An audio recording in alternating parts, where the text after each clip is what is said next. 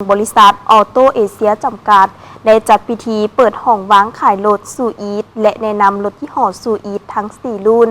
มาพร้อมกับการอัดแน่นด้วยเทคโนโลยีที่ทันสมัยและดีไซน์ที่สง่างามพิธีจัดขึ้นในวันที่18 พฤษภาคม 2026 ที่ห้องวางขายรถซูอีสบ้านวัดไต่ใหญ่ทงเมืองสีโคตะบองนครหลวงจันทน์โดยให้เกียรติเข้าร่วมของทานจันทร์แสวงบุญยงรองรัฐมนตรีกระทรวงอุตสาหกรรมและการค้าท่านวันศรีกัวมัวห้องหัวหน้าคณะโฆษณาอบรมศูนย์กลางภาคมีภาคส่วนเกี่ยวข้องและแขกถึกเชิญเข้าร่วมท่านอนุสิทธิ์สกุลคำผู้จัดการยี่ห้อซูอีสของบริษัทออโตเอเชียกล่าวว่าการเปิดห้องวางขายรถใหม่และแนะนำรถยี่ห้อซูอีสทั้ง 4 รุ่นพร้อมกันก็คือรุ่น S06 S06DM PHEV S07 และเด่นที่สุดคือรุ่น S08 DM PHEV ที่อัดแน่นด้วยเทคโนโลยีที่ทันสมัยและดีไซน์ที่สง่างามสโลแกนของซูอีทคือ Is Your Life นั้นซึ่งพวกเขาได้ออกแบบรถให้ทานได้เลือกในหลากหลายรูปแบบของเครื่องจักรตอบโจทย์ตามความสะดวกของผู้สมไส้เซนขับเคลื่อนด้วยระบบไฟฟ้าห้อยส่วนห้อยขับเคลื่อนแบบผสมไฟฟ้าน้ำมันและแบบน้ำมันห้องวางขายแห่งนี้ได้ถูกออกแบบตกแต่งเพื่อให้สอดคล้องกับรูปแบบห้องวางขายที่ทั้งบริษัทซูอีสกำหนดมาเพื่อมอบความรู้สึกที่อบอุ่นและสร้างความประทับใจให้แก่ลูกค้า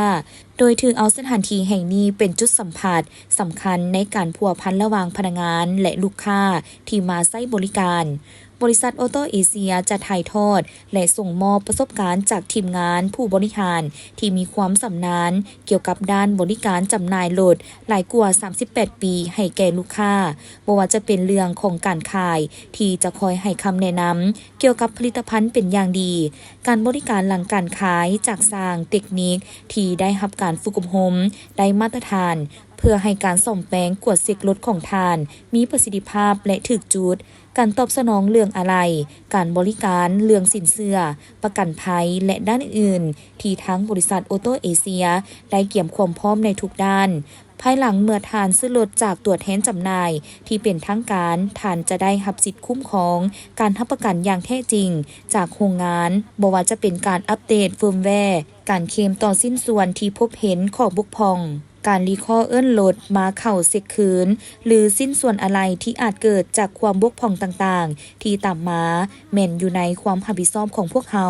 ที่จะประสานจากบริษัทซูอีสเพื่อรับประกันให้ลูกค้าบ่มีความเป็นห่วงต่อปัญหาที่ตามมาทั้งอำนวยความสะดวกสบายและเพื่อส่งมอบคุณภาพการบริการให้ลูกค้าอย่างอุ่นใจและมั่นใจ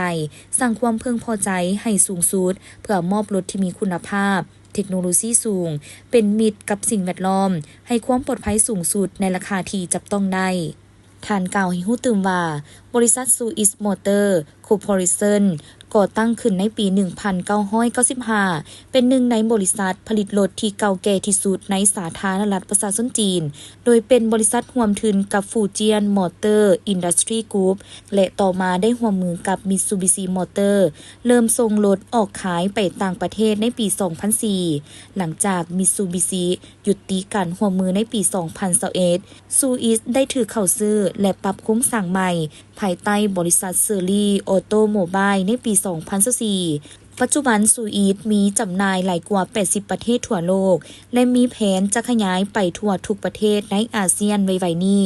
โดยมุ่งเน้นการผลิตรถที่ตอบโจทย์หลากหลายความต้องการและรูปแบบใหม่ๆโดดเด่นด้านดีไซน์ให้ความสำคัญถึงคุณภาพในราคาที่คุ้มค่าเพื่อขยายตลาดไปสู่ต่างประเทศให้หลายขึ้น